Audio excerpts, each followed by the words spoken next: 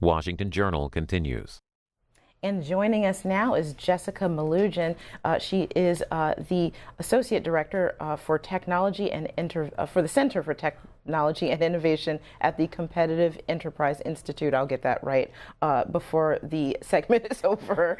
And she's here to talk about another U.S. Supreme Court decision this week, which held that states can force online retailers like Wayfair and Overstock to charge state sales taxes, and the impact that that's going to have on retailers as well as consumers. Jessica, thank you so much for joining us today. Thank you. So first, remind our viewers what the Competitive Enterprise Institute is and what's its mission.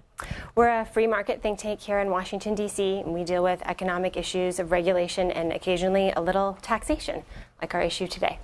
And so this Supreme Court decision, it was a case between Wayfair, an online retailer that I think most of our viewers know, and South Dakota over sales taxes. Sort of set up what this case was about. A couple years ago, 2016, South Dakota took it upon itself to pass a law that said, hey, retailers, beware, even if you don't have a physical presence here, that means a store, a warehouse, or an office, we're going to expect you to remit sales tax to us when you sell into our state. That's not what the legal precedent has been for decades, and it was a law basically designed to go all the way up to the Supreme Court so that they could re-examine that rule. And that's what we see here today, that they've decided to agree with South Dakota and let them reach outside their borders and tax companies that have no physical presence in their state, but what's being called an economic presence. And you're referring to that physical presence. That was a Supreme Court ruling that came down before and had been followed for decades, where the Supreme Court said you need to be in a state to be required to have to collect sales taxes.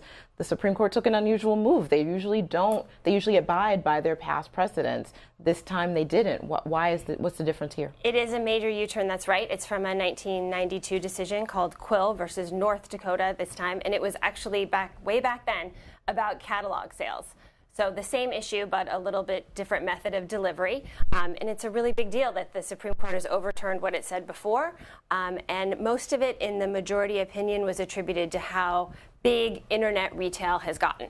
There's just so much money at stake now and so much commerce that they thought maybe it's time to go ahead and reevaluate the rules. Okay, and we are joined by Jessica Melugin of the Competitive Enterprise Institute, and we're talking about yet another Supreme Court decision, this one affecting online retailers and consumers as well as states, a ruling that could bring billions of dollars in state tax revenue, allowing states to force these online retailers to collect sales tax. Again.